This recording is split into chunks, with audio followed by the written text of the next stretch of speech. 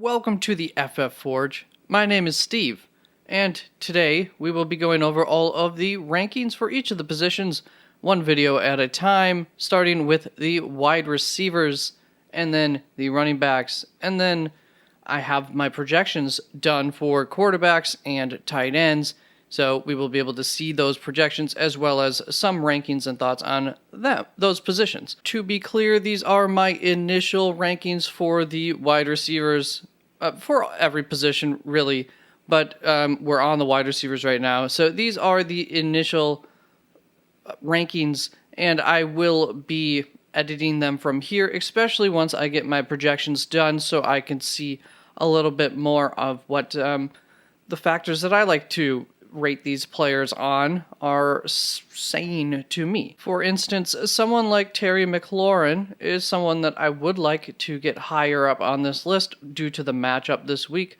but I want to see what that floor looks like first. So let's just get through some of these easier must-start guys. In the top 12, I have Cooper Kupp, Stephon Diggs, Justin Jefferson, Jamar Chase, Tyreek Hill, Devontae Adams, A.J. Brown, Deebo Samuel, Mike Evans, C.D. Lamb, T. Higgins, and Jalen Waddle. You don't need a brain surgeon to tell you that you are starting these guys. Maybe C.D. Lamb would be one that you might question, but matchup is great, so you're definitely not questioning that. And Dak may be returning. However, I seem to have stumbled upon a little extra concern about him possibly not returning this week, so we will see on that. Then moving on to the next 12 from 13 to 24, I have Courtland Sutton, Christian Kirk, Mike Williams, Mike Pittman, Marquis Brown, DK Metcalf, Keenan Allen, Chris Olave, Amari Cooper, Deontay Johnson, Chris Godwin, Terry McLaurin. I think most of these guys you know to start. Courtland Sutton, if you didn't know to start him or if you're worried about that matchup in any way, Denver may be a little bit more pass heavy this week, or at least moving forward, but I would assume starting this week than they have been, may just have to be forced here to rely on Russell Wilson and really just see what he can happen when you unload him and see how that works, because the running attack is just not going to be the same without Javonte Williams. Christian Kirk, you know to start. Mike Williams, definitely like him this week, depending upon the what the news is coming out about Keenan Allen throughout the week, might shift those two forwards and backwards a little bit, but either way, pretty much must starts there, especially in that matchup. Then we've got Mike Pittman. He's someone where I could see you having the roster to want to sit him in this matchup. If that is something that you were to think, just put your roster down in the comments. Let me know who you're planning on playing ahead of him, because you probably don't have enough guys ahead of him here, and that would include any flex player too ahead of him, because I think there is some potential for that. And especially once I get my projections, I would be able to give a little bit better advice on some ceiling floor type situations with him compared to other players. Then move on to Marquis Brown. Also not a great matchup. Definitely worried about that with bust potential. Then DK Metcalf, Keenan Allen, Chris Olave. Chris Olave feels a little bit high to me. Be interested to see what is said there. Amari Cooper, you can barely afford to sit, especially once again this week in this matchup. Probably want to get him out there. Then Deontay Johnson, really don't like this. We'll see if this stays the same here or not. Chris Godwin, you'd be starting. Terry McLaurin, somebody I already said I want to move. I would like to be able to move him up some if I could. Then Brandon Cooks falls back a little bit just this week, just due to the matchup. A little bit of concern there. Monroe St. Brown, this is more due to the matchup than his health, but of course his health is also still a concern, hence this little asterisk there. So let's just go through 25 through 36 there. Brandon Cooks, Monroe St. Brown, Drake London, Curtis Samuel, Tyler Lockett, Gabe Davis, Devontae Smith, Romeo Doubs, Jerry Judy, Juju Smith-Schuster, Alan Lazard, Isaiah McKenzie. This is going to be around the area where we start to get to a lot of players that you want to move up all the way up here even sometimes from quite a bit further down. So here's where we get to the interesting things. Talked about Brandon Cooks, talked about Amon-Ra St. Brown. Drake London here is also in a tough matchup, so still a little bit concerned about that. He's not a guaranteed smash start, essentially, is all it is. Curtis Samuel is kind of a must start here, going against Tennessee. Once again, a nice matchup, really like that. I want these Washington players this week. Just a little bit of a tough offense to trust fully. So that's where they do tend to fall a little bit further down. Then we have Tyler Lockett, Gabe Davis. This is a matchup where you're going to want to put your trust in Gabe Davis, but you don't have to necessarily, but a great flex option. Then Devontae Smith, one of those guys just like an Amari Cooper type guy where you, if you have him, you don't necessarily want to sit him because you might regret it, but you don't necessarily want to start him because you might regret it. So he's in that territory where every week he's just going to be ranked somewhere up here because of his upside, and that's what he is. He is a high upside play. If you have a Curtis Samuel on your roster too, maybe this would be a week where you would feel comfortable starting Curtis Samuel over Devontae Smith and accepting if Devontae goes off on your bench. Romeo Doubs coming in here, getting stronger every week. Jerry Judy, not the greatest matchup, but we do expect that Denver offense to be just chucking that ball a little bit more here going forward, so that is a good sign for him. Then Juju Smith-Schuster, liking him, trusting him this week. Allen Lazard, don't really like the upside. Don't know if I will keep him up here, but he is a borderline flex starter regardless. It's just more of an upside concern for Allen Lazard, but being a Saturday morning game in London, I believe, if you can avoid playing those borderline players in those games, I'd go for it. So it definitely might move him down a little bit.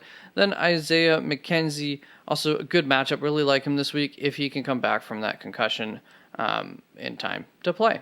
Moving on to the borderline flex guys, I guess. Bottom, less trustworthy flex options, we'll call them.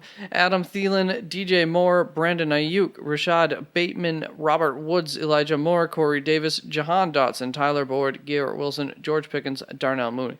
So through 47 there is really where you have guys that you probably want to be playing yet for one reason or another. Or you have like a DJ Moore where, can I not have to trust him? So there were some encouraging signs for DJ Moore last week. In general, that Carolina offense just did some things that we were saying, why aren't you doing this? So maybe they're kind of taking a turn. Not a wonderful week here against San Francisco as far as ceilings go, but there is some floor. You see, they're not the worst matchup in the world as far as fantasy points go. Brandon Ayuk, it's just not a high passing attack. If you have some guys that you want a ceiling from, want to start over him, you definitely can. Rashad Bateman's, there's just some injury concerns there. He probably will move up a little bit if he, depending on what we find out about his injury. Maybe something's come out here. I'm without my actual phone. I am in the dark as far as injuries go. It's a lot harder to. I usually just get updated on things. Now I'm having to search it out. So it's possible that news has come out that I miss sometimes. Then Robert Woods, good matchup this week. He's been getting more involved there. Definitely an upside play that you are going to have trouble wondering if you should start him over somebody else. So start sit type questions, feel free to come in on Sunday morning and ask them, or just post in any of the comments in any video and inquire upon who you should start sit. Then Elijah Moore, he is my favorite New York Jets wide receiver going forward as far as a ceiling goes, or a non-PPR wide receiver would go. And then Corey Davis is my favorite going forward. But for now, this could change next week. But Corey Davis is my favorite going forward for like full PPR reasons. And a safe floor. I believe I went over some of that in my video yesterday, so you can see more talk about those New York Jets receivers, but that is the order, and we'll see what the projections look like, see if that encourages me to move them around. They're a little bit tough to project at this moment in time. Then Jahan Dotson, somebody I'm wanting to push up. He was like in the 90s, so I grabbed the consensus rankings and went from there to adjust to my own tastes. And Jahan Dotson was like way back in the 90s on those, so I don't know what was up with that, but it's a good matchup this week.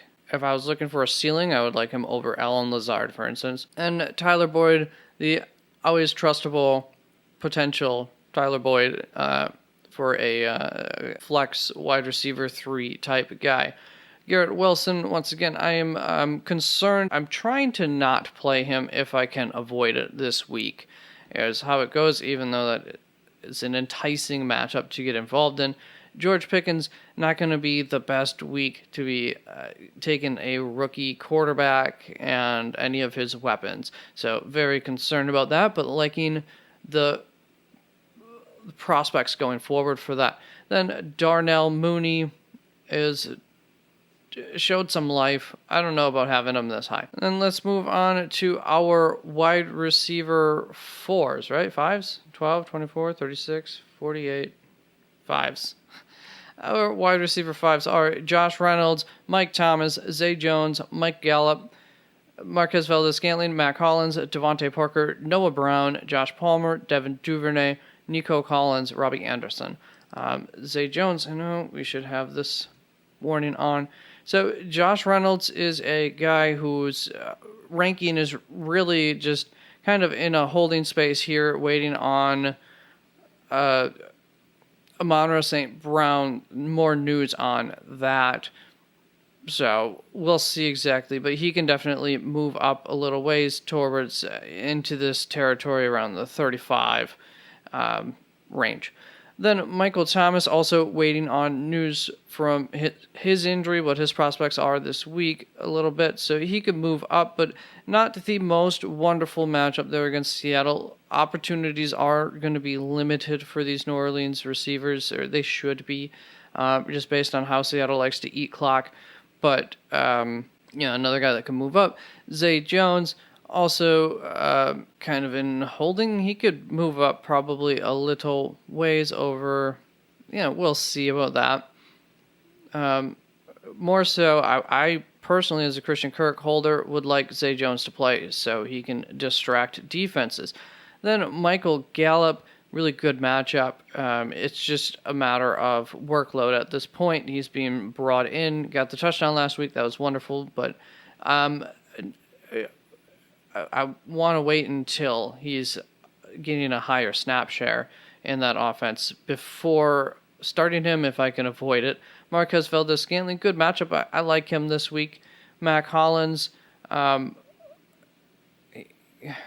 we've seen he has some great upside, but I don't know if it's something that I want to trust if I can avoid it. Same with Devontae Parker. Don't want to trust that if I can avoid it, but this is a good matchup this week for Parker. Noah Brown, also good matchup. Still trusting that to a solid floor type guy, and if he can get a touchdown in there, could give you a really good game. Then Josh Palmer, just in limbo a little bit, depending on Keenan Allen news, could move up.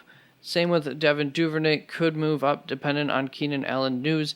Now, for me, I wonder if a guy like Isaiah Likely may not end up getting more involved in this offense so much as Devin Duvernay getting like a whole heck of a lot more targets. I would expect 1 or 2 more targets or something for Duvernay, but I think they will focus on the rushing attack without, if Bateman's out, they will be a focus on their rushing attack, which will probably also mean more tight 2-3 tight end sets.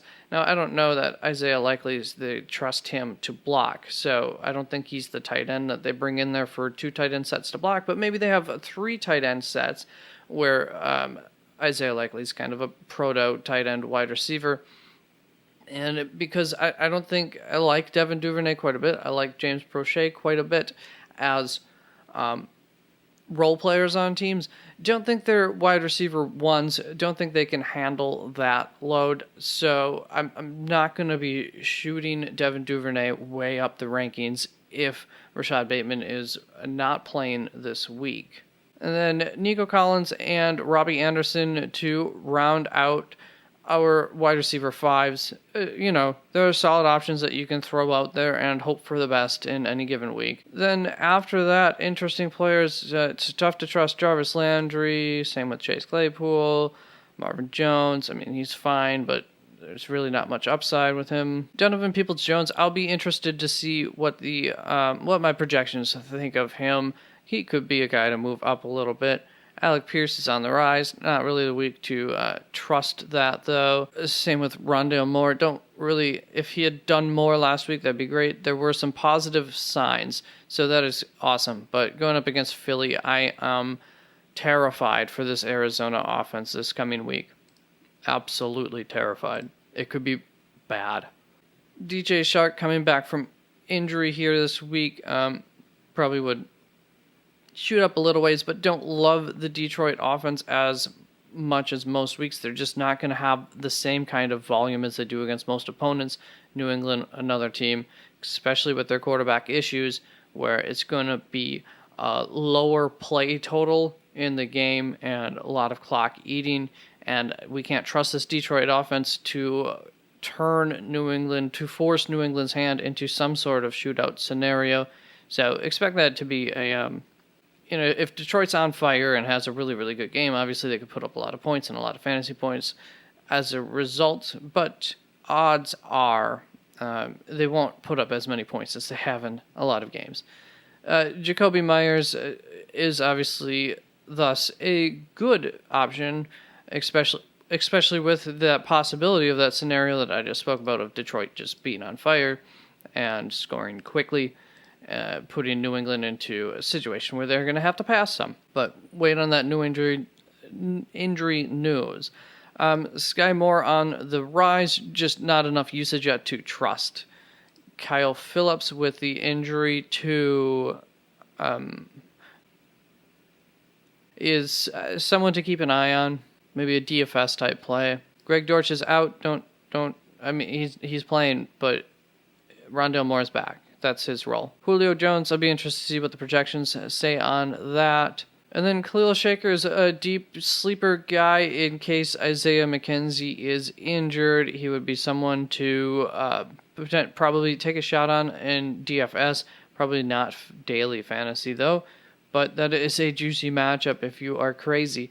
And then same with Marquise Callaway and Tre'Quan Smith.